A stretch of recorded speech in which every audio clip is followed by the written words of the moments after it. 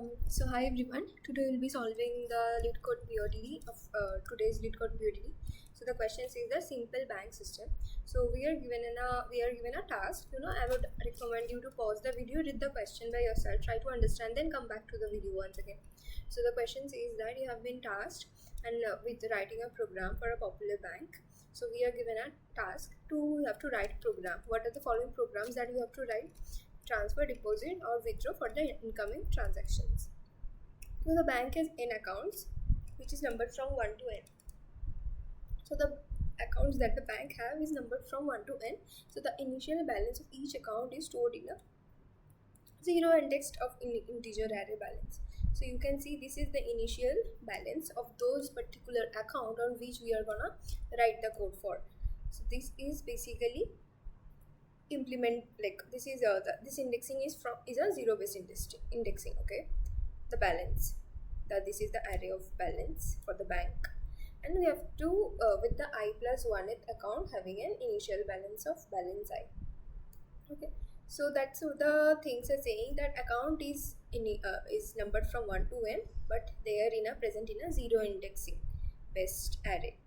So what you have to do, we have to check whether the account is first thing so we have to execute the valid transaction. So what is valid transaction according to this question? So according to this question, the valid transaction is between 1 to n, and the amount of money withdrawn or transferred from is less than or equal to the balance of the account.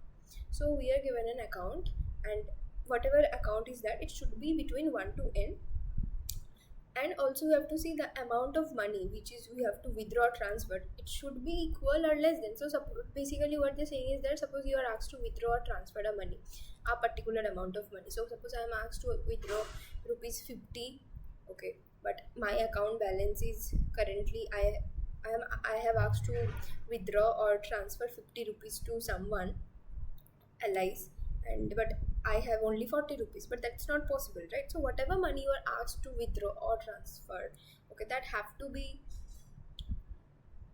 less than your current account balance, less than or equal, then only you can make that successful transaction. So that is how the banking system works, right? So now this is the implementation. Just read it out. For the bank, it will be, of course, the output will be null, but for this three transaction, which is the transfer, deposit, and withdraw, of course you have to return true or false. So based on that, the output is true or false. So just now try to understand the input. Okay, so the input is like we are given a bank, and for that we are returning null, and also we are given withdraw, transfer. So we have to first say withdraw. For withdraw, what is given? We have to, these are the 5 accounts we have currently, okay, and we have to withdraw from third account rupees 10. So what is the third account here? 20 is the third account. I have just did this. I'll just show you here, so it would be kind of easy. So actually the bank had this, okay, initially. So we are asked here to withdraw rupees 10 from third account. So the third account was 20. So we are, if after we have did withdraw rupees 10, so this 20 becomes 10. That is 20 minus 10. See, if you see here, 20 minus 10, right? And now we are asked again to transfer rupee from fifth account to 1. How much you have to transfer? 20 rupees. So if we transfer from, so what is the fifth? This is the fifth, right? Fifth account. So yes, we can transfer rupees 20. So after we take 20 from this particular account, so 30 minus 20 becomes 10, right? And where you have to transfer it in? First account. So first account will become plus 20, so it becomes 30. Now the next operation is deposit 5. So we have to deposit rupees 20 in fifth account. So for deposit it's kind of easy, we just add it, right? We are just gonna add it in the fifth account. So 10 plus 20 becomes 30.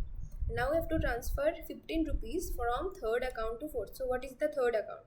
Third account is having rupees 10. So but we have to transfer 15 rupees. So it is not possible. So we just return false.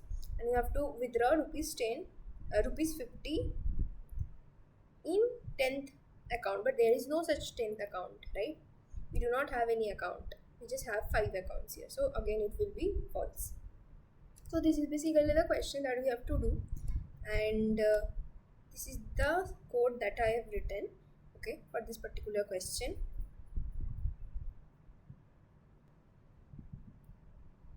Okay, so we have this simple bank system, the code that I have written. Okay, so this is the long of vector that I have initialized for copying the initial balance. You know why I'm doing this? This is basically, if you have studied OOPS, okay, so there we have studied, like, there are 4 pillars of the OOPS, okay, abstraction, polymorphism, encapsulation, and all of this. So from there is one of the main pillar of OOPS, that was encapsulation, right? So which says that something about private and public and all of this stuff. If you have remembered, just go through it.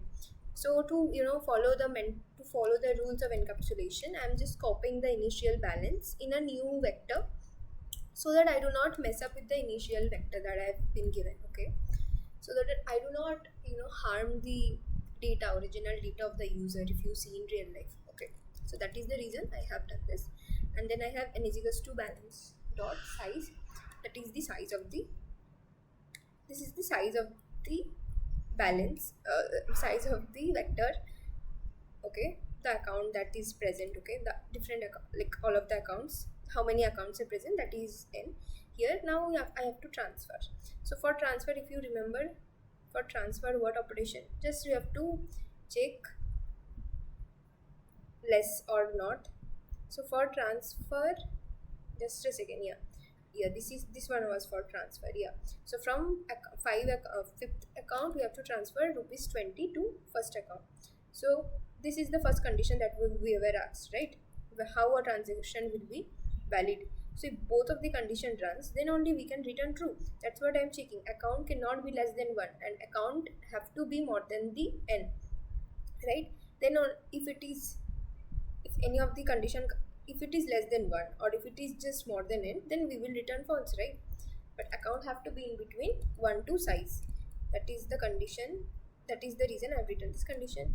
And also I have, since it's vector is zero base, vector follows zero base indexing, therefore I have done this part, okay, this part to align with the account, because since if you remember, account was indexed from 1 to n, so that is the reason I am doing -1 here. So if the money that you have present, like from account 1, you have to transfer some amount money to account 2. So if the money that you are having less, right, from account 1, then of course you have to return false. If account 1 is having less money, then of course we will return false, right? And then again we will minus the amount of money from account 1 and we will add it to account 2, because we are transferring that amount of money from account 1 to account 2. And then depositing is very easy, but also you have to check that whether this account 1 is lying between 1 to n or 1 to size or not. If it is not, then we will just return false. If it is less than 1 or if it is more than the size, then we will return false. Then we have balance of account -1. Of course balance is here, of course we are gonna deposit, right, some amount of money, so we will add it in that particular account. And here why -1? Because account is 1 base indexing, and here we are having a vector of 0 base indexing. Vector is always like 0 based. So then after that we will return true. And then for withdraw, we have to withdraw this amount of money from particular account. So this is again the same condition I have already explained earlier. If the withdraw amount is less than the account, then of course we will return false. Like you are asked to withdraw ₹5, but you are having ₹2 in your account. Would you be able to withdraw ₹5? No. So that's why we are gonna return false. And then balance account -1. In that case, we are gonna, of course, you are withdrawing something. You are taking a money. That's why I'm just doing the minus part here of money. And then finally, after all of this, I'm just returning true. So for constructor, this bank which we have created, this constructor, for this of course I'm copying this balance. I'm just making a copy of balance to this new bal, right? Therefore for this operation, copying the initial vector, so that's why the time complexity will be big of n and the space complexity will be big of n, like same, and then transferring, and for overall this transfer, deposit and withdraw, you can see these all are in like big of one order only. Like I did not use anything, any for loops here and there to iterate or something. So therefore this rest of the three operation will be of big of one time complexity, and similar of space complexity will also be big of one for all of these three operation. And yeah, that was the solution for today's PODD. Yeah, bye.